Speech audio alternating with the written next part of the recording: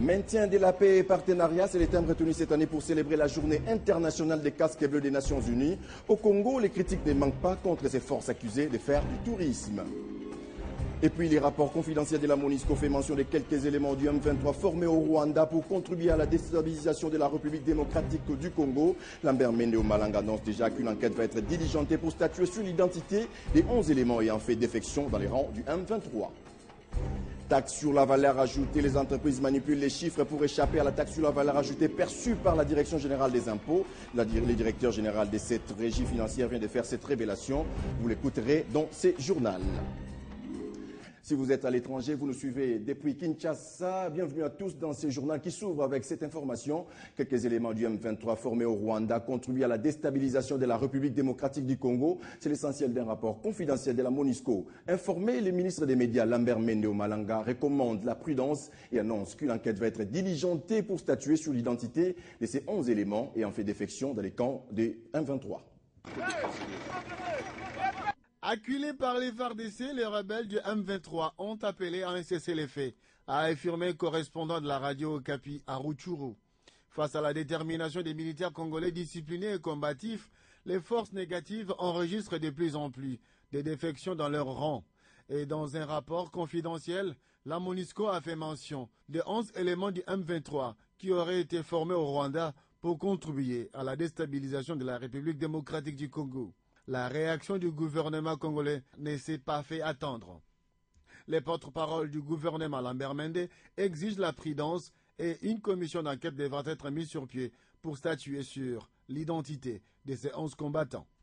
À première vue, il y a matière à suspicion, dans la mesure où on ne voit pas très bien l'intérêt qu'auraient des gens soutenus par un pays de dénoncer ce pays sans qu'il y ait nécessairement un bouleversement d'alliance. La tendance qui se dégage le plus, ce serait celle d'une sorte de provocation, c'est-à-dire le désespoir de jeunes gens, de jeunes criminels qui n'ont peut-être pas reçu le soutien dans le pays voisin en question et qui essayent d'opposer la RDC au Rwanda en faisant ces déclarations un peu partout. Ce n'est pas seulement à la MONUSCO qu'ils l'ont fait, dans les médias, dans des entretiens avec des officiers des FARDC. Bref, il y a une évaluation en cours, mais nous restons très prudents. La ministre des Affaires étrangères rwandaise s'est dit surprise par l'existence d'un rapport confidentiel de la MONUSCO. Pour nous, c'est une manœuvre dilatoire, c'est une manière pour la MONUSCO de cacher son inefficacité par rapport à la question du Congo qui dure depuis plusieurs années. Bien évidemment, ce n'est pas la première fois, mais on ne peut pas porter d'accusation sans preuve. Grâce à l'action des FARDC, le calme est revenu dans plusieurs villes au nord Kivu et le gouverneur de cette province, Julien Paluku, a fait appel aux déplacés dans le but de pouvoir regagner leur lieu de résidence déjà pacifié par les FARDC. Et puis, comme annoncé au sommaire de cette édition, le monde entier célèbre ce mardi la journée internationale des casques bleus des Nations Unies sous le thème maintien de la paix et partenariat. En République démocratique du Congo, près de 18 000 casques bleus sont déployés depuis 1999. Mais les critiques ne manquent pas contre ces forces au Congo au regard des conflits armés qui perdurent dans l'est du pays depuis plus d'une décennie. Suivez plutôt ces réactions recueillies par Crispin Chibassou. La MONUSCO reste sur une position souvent, d'ailleurs toujours défensive. Il faut que le gouvernement congolais évolue en obtenant la modification même de la présence de la MONUSCO ici. Je pense que la MONUSCO devrait sortir de cet attentisme. La MONUSCO doit sortir du cadre de la stabilisation au cadre de mettre fin à la guerre au Congo. Donc il faut que demain, la MONUSCO s'engage avec les forces armées congolaises dans les cas précis du M23 dans le nord et sud Kivu, que la MONUSCO se mette ensemble avec les forces armées congolaises pour bouter dehors M23, FDLR, toutes les forces négatives qui continuent à s'aimer la désolation dans notre pays. Si on a changé MONUC à MONUSCO, changeons aussi des textes. Là-bas, il faut mettre peut-être 2 phrases qu'au cas où les petits bandits qui pensent qu'on doit prendre le pouvoir après avoir tué les Congolais, comme il en était le cas de 1+4 en 2006, les petits bandits, on leur a donné des postes. Ce n'est plus, cette fois-ci, les bandits, leur place, qui tuent les gens pour prendre le pouvoir, ça se trouve en prison. Et que là-bas, l'ONU doit changer leur texte pour ce qui est du Congo. Les Congolais ne sont pas des boucanés. Moi, je comprends mal l'armement qu'ils ont et qu'à 100 mètres, comme l'a dit mon collègue, Zakari Bababaswe, on tue les civils alors que leur mission c'est protéger les civils. Je pense qu'ils peuvent se préparer pour emballer, c'est pas moi les valises, mais nous laisser ces armes-là parce que, comme ils ont fait ailleurs. Changeons de registre pour parler de l'harmonisation du calendrier des matières à traiter durant la session au Parlement. La question a été abordée ce mardi par les présidents des deux chambres. Les deux partis se sont mis d'accord sur quelques points de divergence. Suivez. Il fallait harmoniser ce calendrier avec celui du Sénat. Il y a énormément des éléments qui se sont recoupés et aussi, étant donné que le calendrier est ouvert, la plénière pourra de temps en temps inscrire d'autres points au parcours de la session.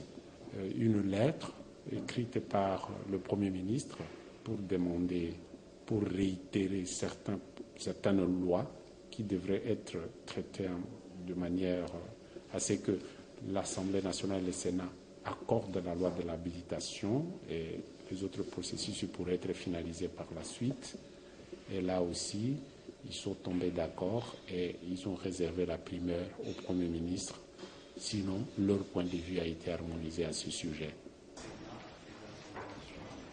Coopération dans ce journal, promouvoir l'unité et l'intégration africaine de sa diaspora, c'était le thème du sommet mondial sur la diaspora africaine tenu récemment en Afrique du Sud. 54 États membres de l'Union africaine ont pris part à ces sommets, dont la République démocratique du Congo, représentée par le ministre des Affaires étrangères, Raymond Tshibanda. Au cœur du débat, la conscientisation de la diaspora africaine.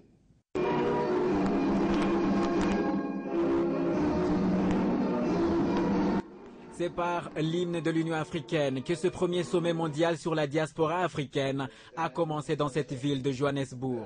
Co-présidé par le dirigeant sud-africain Jacob Zuma et son homologue béninois Boni Ayi, également président en exercice de l'Union africaine, cette rencontre historique où 54 États membres de l'Union africaine ont pris part avait pour objectif de faire participer la diaspora africaine au développement de l'Afrique, qui passe notamment par la préservation des patrimoines communs de l'Afrique et de peuples d'ascendance africaine dans la diaspora, étant donné que la culture et l'identité influencent les aspects du développement.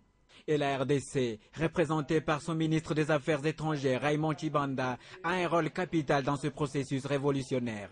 La RDC est l'un des pays africains ayant une importante diaspora dans le monde. En Afrique du Sud, par exemple, évoluent nombreux de ces artistes musiciens qui ont agrémenté la cérémonie de clôture de ce sommet.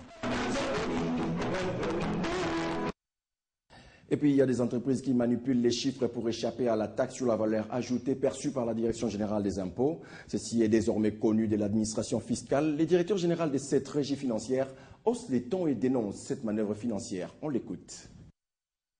Il y a certains opérateurs économiques, au nombre desquels les sociétés du groupe Mino Congo et la société Massafco, se plaindraient des tracasseries dont elles seraient l'objet de la part des services de la Direction générale des impôts, allant jusqu'à évoquer la détérioration du climat des affaires dans notre pays. C'est à la suite d'une dénonciation pour fraude fiscale que la Direction générale des impôts a eu à initier à l'encontre de ces entreprises des missions de contre-vérification fiscale, lesquelles ont attesté la véracité des faits dénoncés. Des impositions ont été mises à leur charge à la suite d'une procédure contradictoire, conformément à la loi, et tous les moyens de défense par eux présentés ont été pris en compte.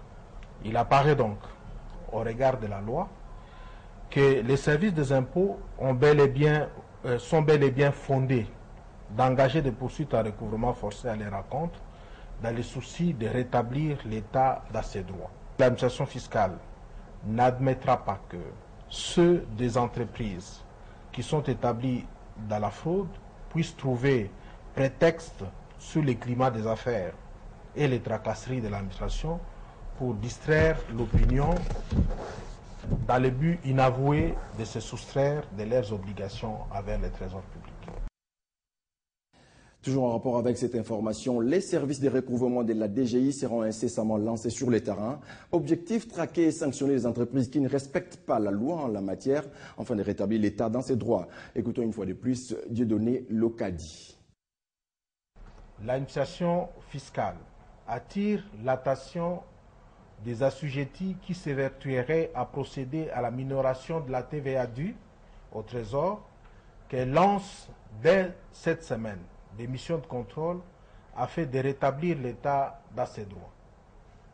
Ces missions auront pour objet de déceler et de sanctionner avec rigueur tous les cas de vente sans facture, minoration de chiffre d'affaires imposable, fausse déclaration de chiffre d'affaires exonéré, déduction irrégulière de la TVA supportée, déclaration de crédits fictifs de TVA. Enfin, la DGI réaffirme sa disponibilité à poursuivre un partenariat constructif pour l'intérêt aussi bien des opérateurs économiques que de l'État congolais. Autre chose à présent, améliorer les voies de communication et les conditions de transport, c'est la volonté exprimée par Kinshasa. Et pour passer de l'idée à la réalité, le ministre des Transports et Voies de Communication multiplie ses descentes sur le terrain. Et le terrain, c'est mardi, c'était le beach Ngobila. Le terrain, encore le terrain. Ça semble être le credo du ministre des Transports et Voies de Communication. Après l'aviation civile ainsi que les voies ferrées et routières, c'est la voie lacustre qui était dans le viseur ce mardi. Beach Ngobila, point de passage qui permet communication entre Kinshasa et Brazzaville. L'imbroglio est visible, pas besoin de lentilles pour le remarquer. Des marchés pirates par-ci, le protocole qui fonctionne au gré des vagues par-là. Bref, un système loin d'être hostile aux tracasseries. À la forme de tracasserie, vous payez à la porte, vous venez ici, vous payez, vous passez ici, vous payez, de fouilles, il faut payer, on vous fouille, mais on vous donne encore de l'argent. Des contrôleurs accusent aussi les trafiquants handicapés de passer outre les règles, même si ceux-ci se défendent. Nous sommes les handicapés. Tous à la gare pour lancer des ordres. Tous à la siamibé.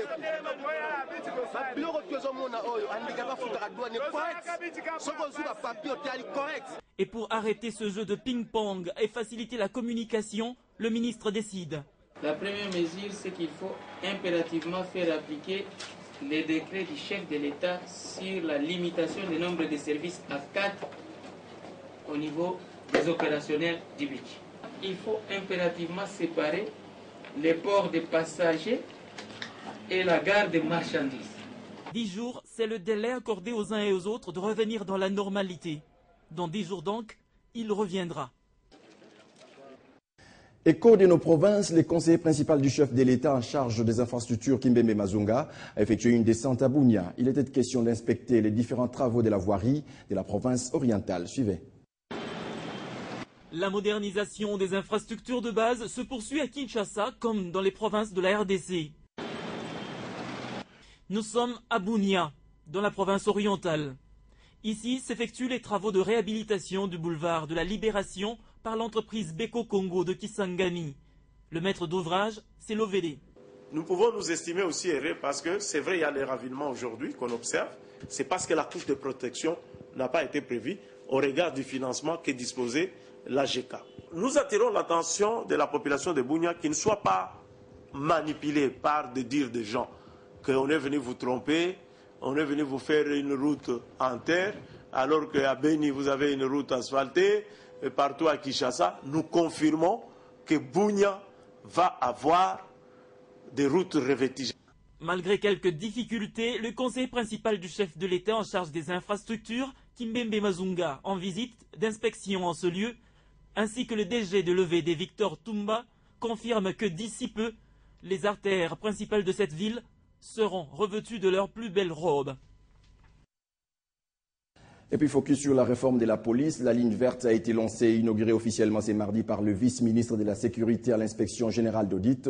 Cette ligne rapproche la police de la population. En cas de besoin, 2 numéros sont disponibles et c'est gratuit. Les 081 555 59 44 pour les réseaux